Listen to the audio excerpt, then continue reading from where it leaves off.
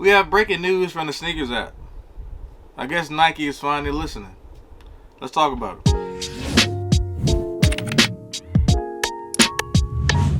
Welcome back. I'm E.Reap and I appreciate you for tuning in. A shout out to Complex for publishing this article, because without certain media outlets, we wouldn't know what's going on behind the scenes. And I'm pretty sure this would have stayed under wraps. But this is very important information for the sneaker community going forward.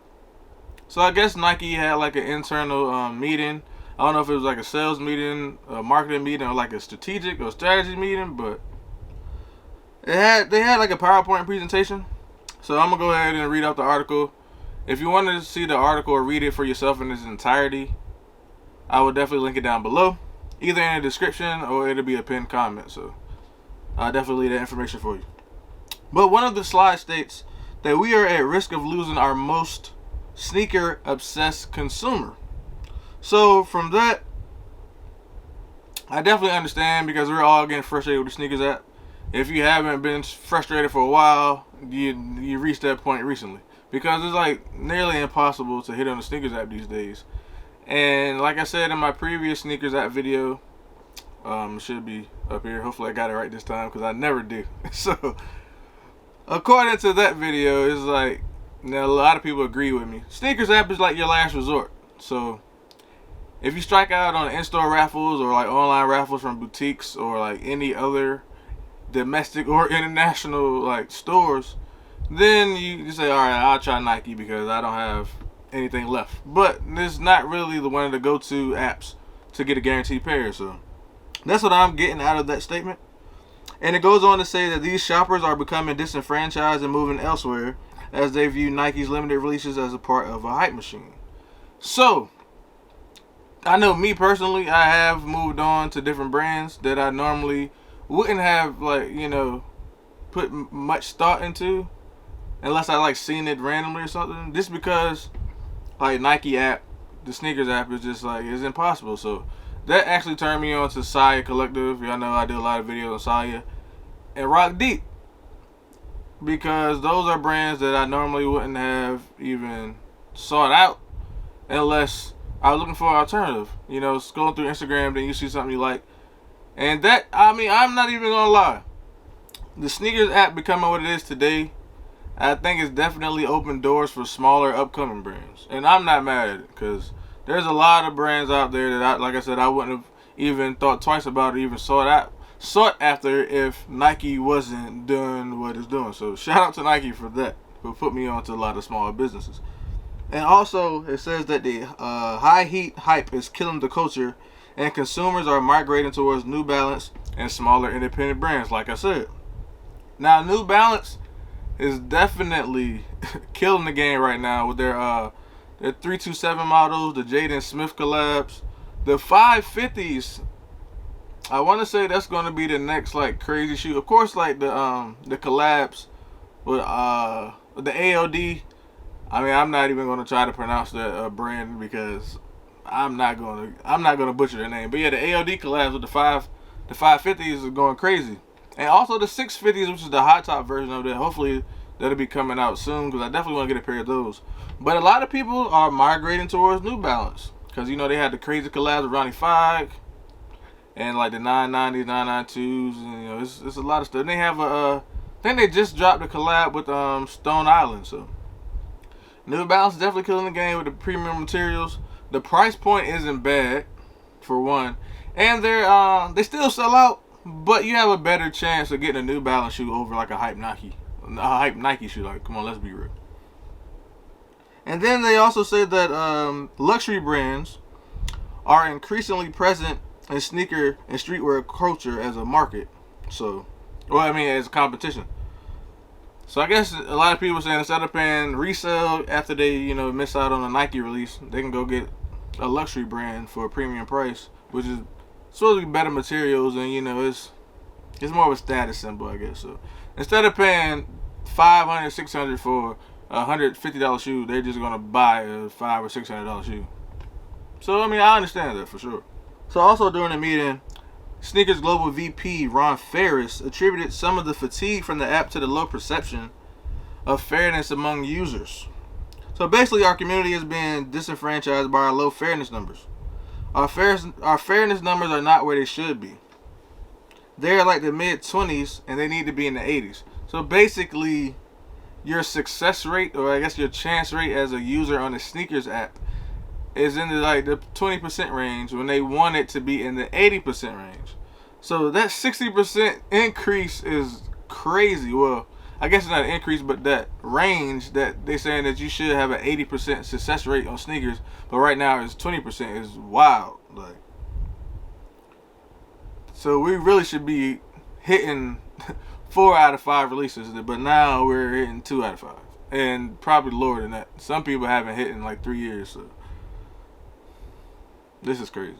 Shape the marketplace to reflect the community we serve, especially in black and brown communities and Asian communities, so we actually show and we actually give equity and inclusion to communities that have been gentrified out and alienated by the resale market. So black and brown communities and Asian communities are basically the minority. Let's keep it 100.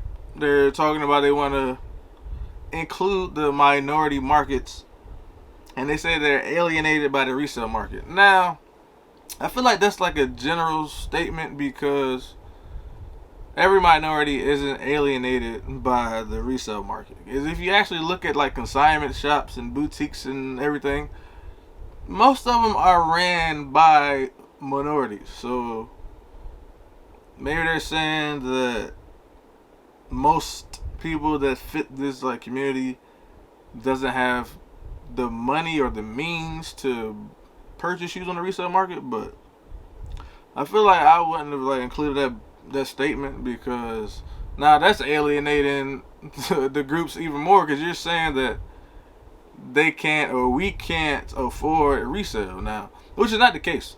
Like I said, when you go to these sneaker events, just look around and see who's out there. Like, just do that. Just going. I challenge you to go to YouTube, type in sneaker cons or sneaker events or anything, or even local sneaker events in your area, and see who's there.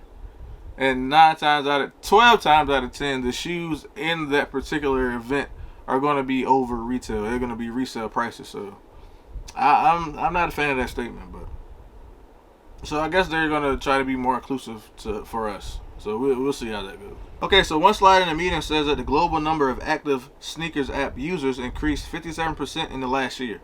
Now, with that increase, I believe because they send out those reports where they want you to interact with the app to increase your chances. You got to watch this video, watch that video, like, blah, blah, blah, share, all that stuff. So I feel like that's why you see the increase, because if you're telling us that we need to watch certain stuff or interact with the app, then of course everybody is going to be more active. So that's not really telling too much. Then it states that the demand within sneakers went up 70% versus last year, and Nike only met 7% of that demand. So there's a 70% demand, and Nike has only met 7% of that 70%. That is a crazy number. Wow. And Nike had previously satisfied a bigger portion of that demand at 13%. So from 13 to 7 is still a low percentage. Now I can see if they were at least 50% and then it dropped down to 7, but they were only at 13 and it dropped down to 7. So it was like, it's still a decrease, which is less people winning, but the discrepancy isn't that crazy. And they're saying that the numbers are low mostly because there isn't enough product to meet the demand. So now they're saying basically it's not the bots. It's not user on user. It's not the bots trying to take everything. They just don't have enough product to meet demand, which Nike Snkrs app should have the most stock every release. So I don't know. They're saying that the Snkrs user base has grown by 300,000 people, and now there might be 750,000. So there's way more people trying for drops now, which like I said, there's a sneakerhead or a reseller born every day.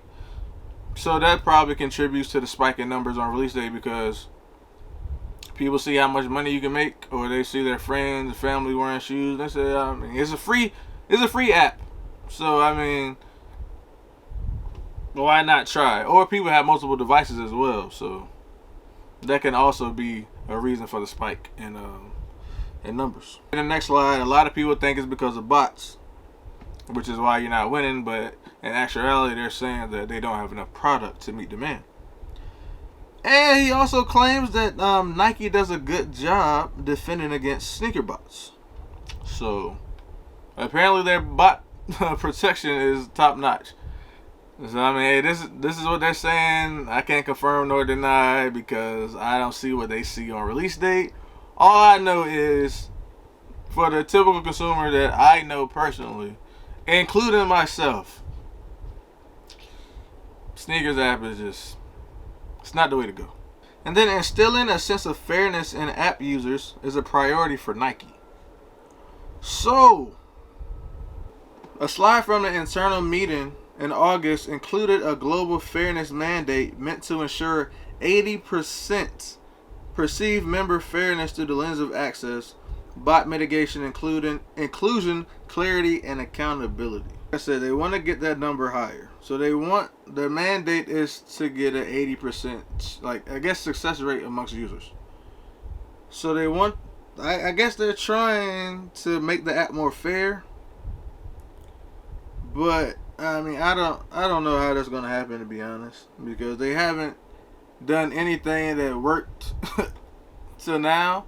Because even when they tried it with the whole Off-White exclusive access with the 50 dunks, I seen people online and personally that I follow that it got exclusive access multiple times, at least twice. So if you're trying to make an 80% like success rate or whatever you want to call it, and you have people like winning twice, how to, like, that's, those numbers aren't adding up. Instead of like one person, like, well, you winning one, they winning one, they winning one, I might win two, they might win two, the other person don't get any. So it's like, how are you going to increase those numbers when your system is flawed, basically? I mean, hey, I'm not knocking it. If you got two pairs, hey man, congratulations. Because if it was me, I would be hyped too. I'm just saying. Yeah, I don't know. I think they're just saying that just to kind of, boost morale again. Because allegedly this month there's supposed to be like a massive Nike Dunk restock, and that's with the lows and the highs and like multiple colorways. So I want to say at least 10 colorways in each, the low and the high. So that's like 20 something shoes, 20 plus shoes restocking. And now this article comes out about their meeting. So I feel like that's going to be the true test. If the restock actually happens and all those shoes, if everyone takes L's on every single shoe, every single color, then I know that this meeting or whatever article that they're trying to put out there is all a lie. I mean, it's Nike. Like, they say what they tell you what you want to hear so you can keep trying and trying and trying. Give you that false sense of hope that you have a chance. And that's basically what I'm getting out of this article, out of that internal meeting that they had. They're just tell them what they want to hear. Tell them that, we're doing what we got to do to increase chances. So who knows? We might not see any change in the app until next year, or maybe another year down the line. I don't know. So they want to create better content to engage with this audience and build more fair and fun experiences around launches, and work to include people who feel like they've been pushed out of sneaker culture. Now, it sounds good on paper, but I want to see these practices become implemented like soon, because I want to see how you plan to build more fair and fun experiences around launches. And you want to work to include people who feel like, they've been pushed out, which is cool. That's like, the OG sneakerheads, or people that actually like the shoe and they want to wear the shoe. And I guess, with Snkrs app and the actual sneaker culture as a whole, the way it's shifted is all about resale. So people just buy because it has value, and if you don't have the means, or you just don't want, because you can have the means. I could pay resale if I want to, but I just choose not to because I know I can get stuff for retail. You just be patient. I just don't see myself paying resale for a shoe that I could get for like $100 or $150 or whatever retail is, $200 max, whatever, and I'm not paying $500 or $600 for it. Me personally, that's just not me. I'd rather buy something else for that $600. Buy multiple items for that $600. So that's my take on it. Not knocking anybody because it's your money. Do what you want to do with it, because I'm gonna do what I want to do with mine. And then they say they're gonna listen more. Or they said they must listen more. It doesn't mean that we're going to be dictating culture. It means our community must dictate the culture and we have to listen to them. So I guess they're reading our tweets, watching our videos, reading comments or whatever, complaints, emails. I guess they're doing their best they can, doing the best that they can to meet our demands, I guess, to try to ensure fairness, because the success rate is too low. I mean, even if you give me a 50% chance, 40 to 50, I mean, that's a step in the right direction. That just means more W's going out. Because right now, that 7 to 13% rate, it's not a good look. Especially when, like, I guess the core goal or the initial goal was 80%. They have a lot of work to do.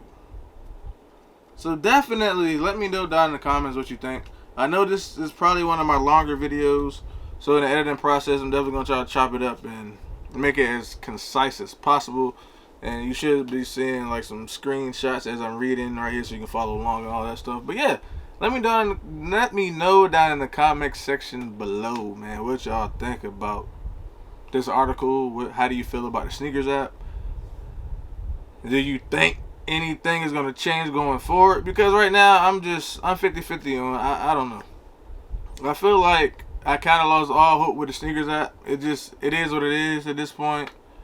Even on release day, when I'm going for a shoe, I automatically assume I'm going to get the L. Like, the days of me staying positive with Snkrs app is gone.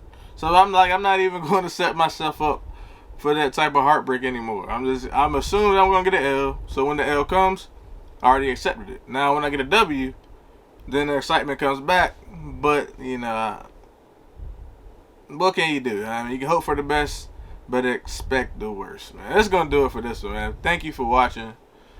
Definitely let me know what you think down in the comments below. I want to create some dialogue down here. On to the next one.